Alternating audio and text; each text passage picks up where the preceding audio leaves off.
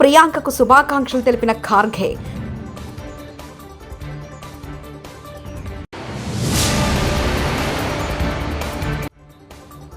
ముడుపుల మస్కలో YS Jagan రాష్ట్ర ప్రతిష్టను మట్టగలిపారని ముఖ్యమంత్రి చంద్రబాబు మండిపడ్డారు.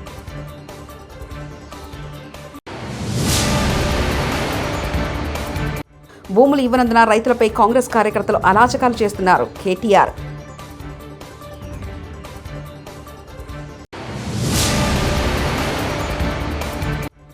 గురుకుల విద్యార్థుల కోసం సీఎం 10 నిమిషాలైనా కేటాయించాలి కవిత. ప్రియాంకకు శుభాకాంక్షలు తెలిపిన ఖార్గే. వయనాడ్ లోక్సభకు కాంగ్రెస్ అభ్యర్థిగా ఘన విజయం సాధించిన ప్రియాంక గాంధీకి ఏఐసీసీ చీఫ్ మల్లికార్జున ఖార్గే శుభాకాంక్షలు తెలిపారు. ప్రియాంకకు స్వీట్లు తినిపించి నోరు తీపి చేశారు.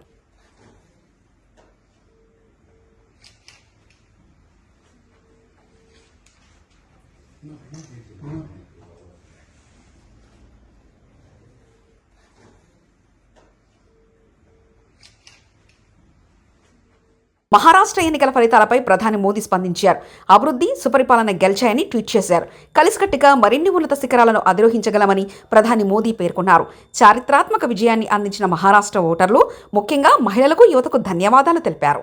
మహారాష్ట్ర అభ్యున్నతికి మహాయుతి కృషి చేసిందని ప్రజలకు హామీ ఇస్తున్నానని చెప్పారు. సంగారెడ్డి జైలు నుండి చెరపల్లి జైలు వరకు అమాయకులు జైల్లో ఉంటే, కొడంగల్ నుంచి కొండారెడ్డిపల వరకు అరాచకాలు చేస్తున్న వారు గద్దెనెక్కి కూర్చున్నారని మాజీ మంత్రి కేటీఆర్ ధ్వజమెత్తారు. చర్లపల్లి జైలులో పట్నం నరేందర్ రెడ్డిని కలిసి పరామర్శించారు. అనంతరం మీడియాతో మాట్లాడారు. రేవంత్ రెడ్డి పాలనలో చేయని తప్పుకు పట్నం నరేందర్ రెడ్డి శిక్ష అనుభవిస్తున్నారని చెప్పారు.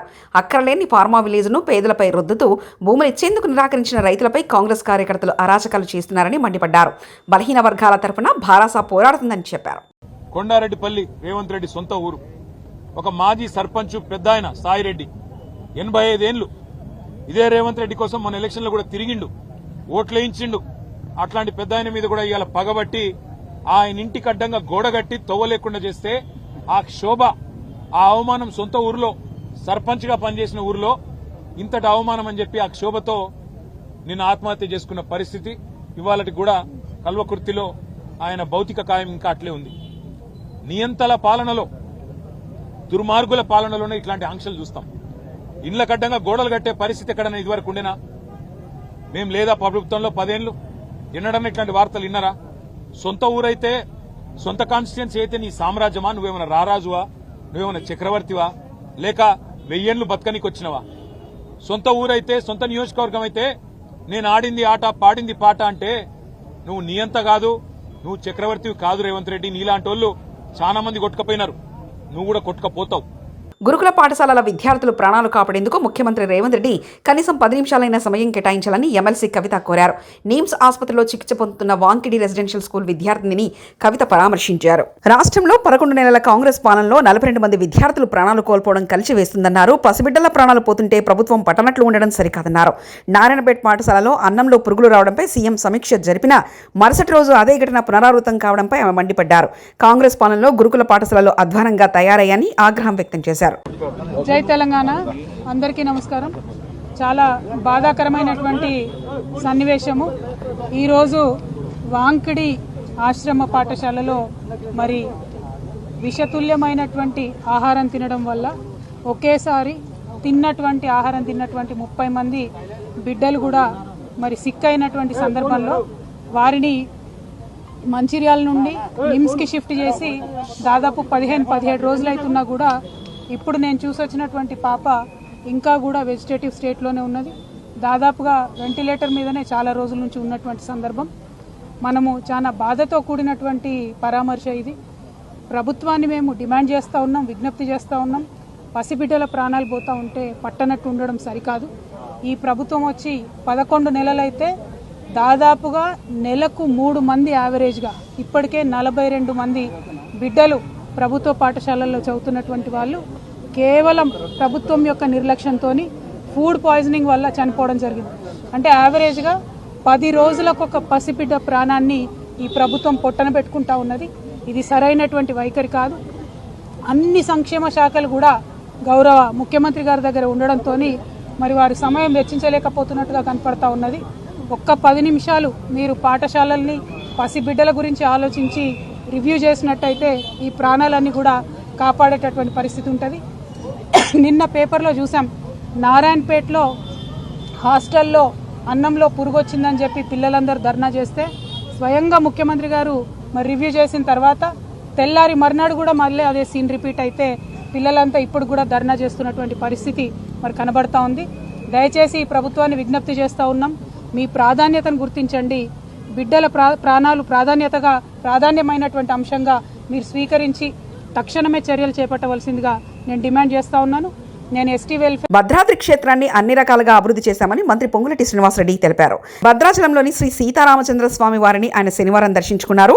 ఈ సందర్భంగా మంత్రి మాట్లాడుతూ పెరుగుతున్న భక్తుల అవసరాలకు అనుగుణంగా భద్రాద్రి ఆలయంలో మాడవీధుల విస్తరణ చేపడతామన్నారు.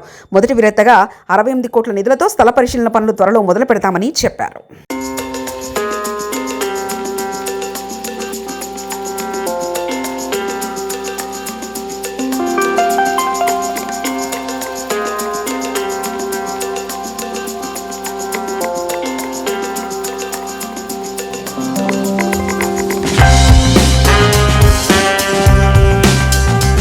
పుణ్యక్షేత్రాన్ని అభివృద్ధి చేసే దాంట్లో భాగంగా ఈరోజు స్వామివారి దర్శనం అయిన తర్వాత స్థానిక అధికారులతో చర్చించాం.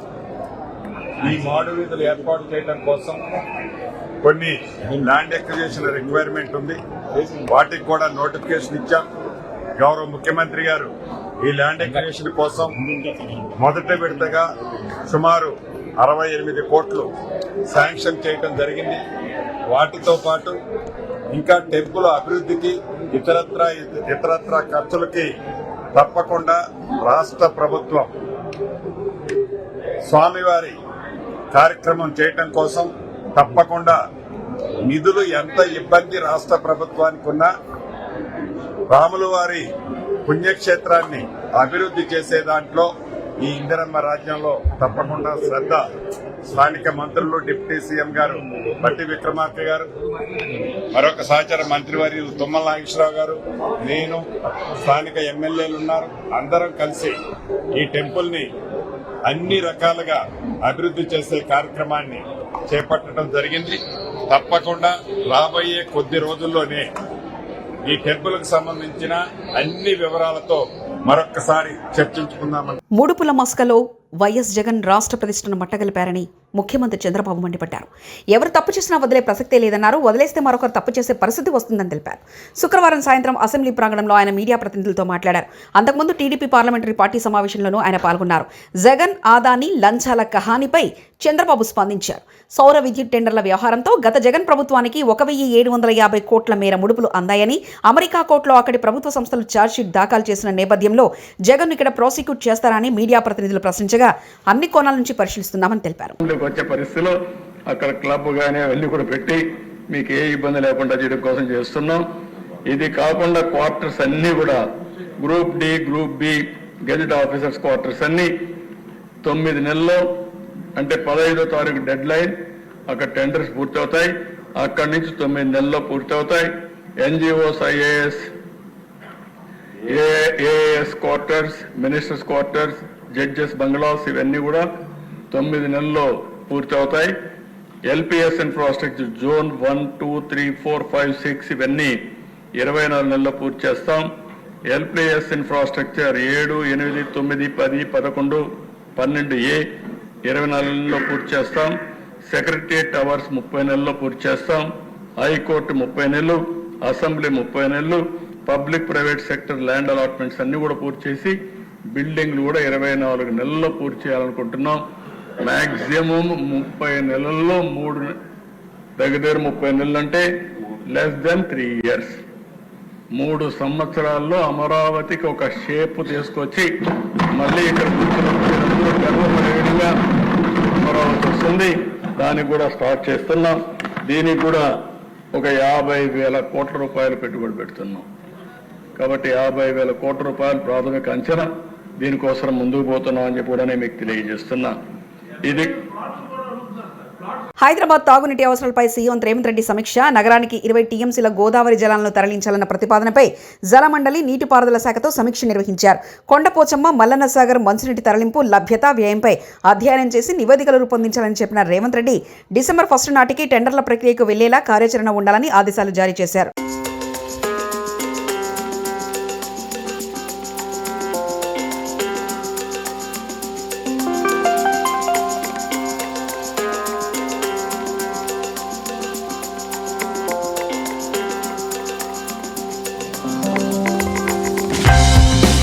అసలైన సినిమా ముందుంది. 10 ఏళ్లలో చేసిన అవినీతి సొమ్మును మొత్తం బయటకు తీసి ప్రజలకు పంచుతా అంటూ మైనంపల్లి రోహిత్ వ్యాఖ్యానించారు. అసలైన సినిమా ముందటుంది. అందరు కూడా మరి ఎవరైతే పిచ్చి పిచ్చి లెక్కలు చేస్తా ఉన్నారో వాళ్ళని హెచ్చరిస్తా ఉన్నాం. బిడ్డ, మీరు 10 ఏళ్లల్లా ఏదైతే అవినీతి చేసిరో అవన్నీ కూడా బయటికి గుంజుకొస్తాం. మా ప్రజల సొమ్ము, మా ప్రభుత్వం సొమ్ము మీ దగ్గర నుంచి రూపాయి కూడా వసూలు చేసి మళ్ళా ప్రజలకు అందజేసే వరకు మరి మీ వెంట పడతామని చెప్పి కూడా మరి తెలియజేసుకుంటూ, మహారాష్ట్రకు రేవంత్ రెడ్డి 10 సార్లు పోయాడు. అయినా కూడా రేవంత్ రెడ్డి పోయిన సీట్లన్నీ ఓడిపోయారు. మహారాష్ట్రలో కాంగ్రెస్ కూటమి ఖర్చు పెట్టిన డబ్బంతా తెలంగాణ, కర్ణాటక నుండే పోయాయి. అయినా వాళ్ళక్కడ గెలవలేదు. మహారాష్ట్రలో కాంగ్రెస్ కూటమి ఓటమికి కారణం కాంగ్రెస్, తెలంగాణ, కర్ణాటక ప్రభుత్వాల వైఫల్యం అంటూ బండి సంజయ్ వ్యాఖ్యానించారు. డబ్బుల ద్వారా, అబద్దాల ద్వారా గెలిచాం ప్రయత్నం చేశారు, అవి పనిచేయలే.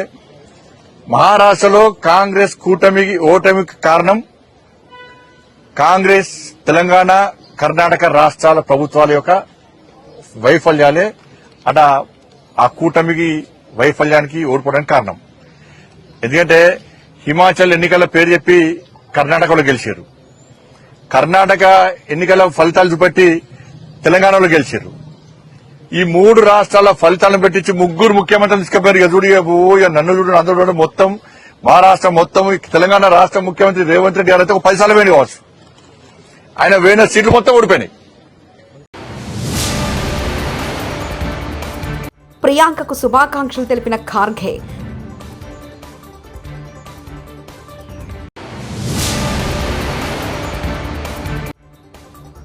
మూడుపుల మస్కలో వైఎస్ జగన్ రాష్ట్ర ప్రతిష్టను మట్టగలిపారని ముఖ్యమంత్రి చంద్రబాబు మండిపడ్డారు.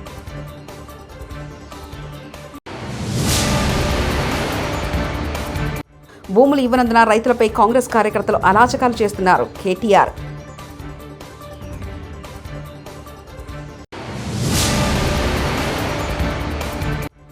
గురుకుల విద్యార్థుల కోసం సీఎం 10 నిమిషాలైనా కేటాయించాలి కవిత.